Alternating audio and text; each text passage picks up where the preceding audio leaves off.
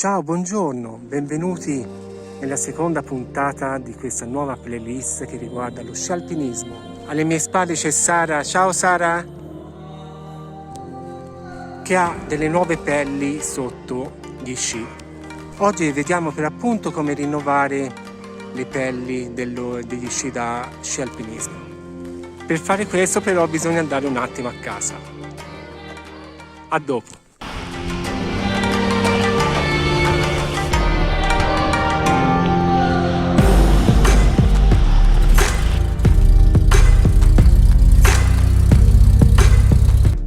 Eccoci qua, ora iniziamo a vedere la parte pratica per la sostituzione delle pelli.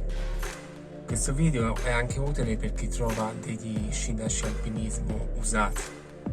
Infatti, come dicevo nel precedente video, è uno sport un po' costoso, cioè l'attrezzatura costa. Per iniziare, se uno non vuole spendere una fortuna, può trovare degli sci usati che magari non vengono vendute con le pelli oppure hanno delle pelli da sostituire. Dai, iniziamo con la parte pratica. Gli strumenti indispensabili sono un martello, un trincetto, pennarello e le forbici. Ok, ora faccio spazio per mettere lo sci.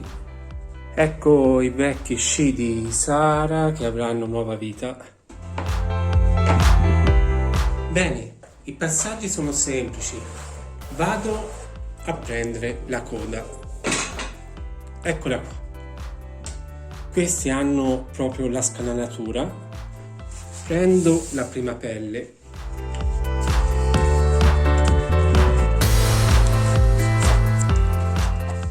Questo è il retino che serve per unirle e stoccarle, non serve ora, quindi lo metto qua. Qui vedi la pellicola protettiva che copre la zona dove c'è la colla. Ora la lascio, mi serve. Questa è la zona che va sulla soletta. Posiziono il tirante di gomma nella scanalatura dello sci, lasciando un po' di gioco. A questo punto stendo la pelle su tutta la soletta dello sci. Questo è il set fissaggio che andrà messo nel punto in cui taglierò la pelle. Praticamente funziona in questo modo. Segno il punto giusto dove devo fare i fori. Quindi la linea di taglio sarà poco più sopra, qualche centimetro più sopra. Tiro una linea.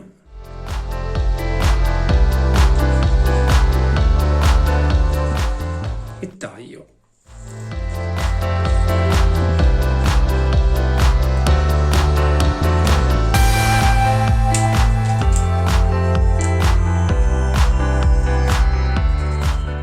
Faccio la smussatura.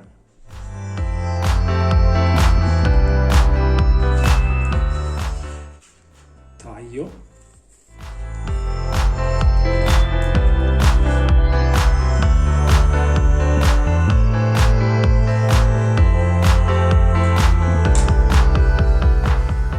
Ok, direi che è perfetto. Posso fare i buchi ora. Provvedo ora a fare i 3 fori col martello. Ecco qua. Ora basta prendere le viti di fissaggio. Prima di chiudere vado ad alzare il film protettivo.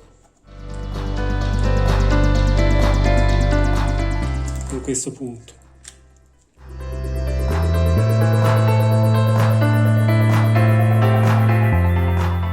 Con una pinza vado a stringere.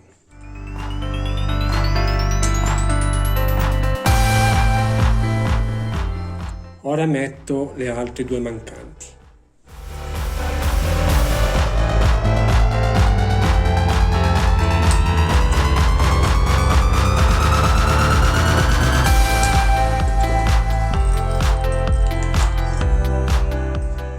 Benissimo, ora vado a togliere il film protettivo e stendo finalmente la pelle sulla soletta dello sci. Questa operazione viene fatta meglio mettendo lo sci in verticale. Ecco qua, ecco fatto. Ora finalmente potrò tagliare la parte in eccesso lungo le lamine con questo strumento.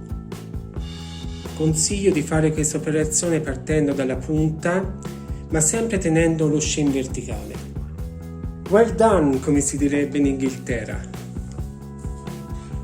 Siamo pronti. Il primo è fatto per la nostra Sara.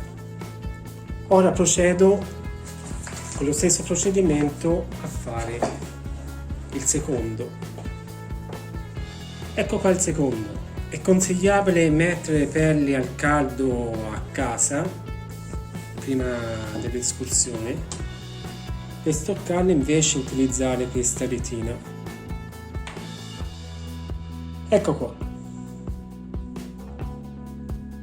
Ed ora non resta che dare la linea al nonno che si trova in montagna.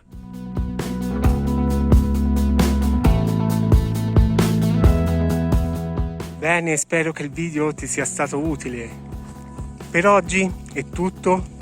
Ti invito a iscriverti al canale, di cliccare sulla campanellina per ricevere la notifica dei prossimi video e di lasciare un bel commento.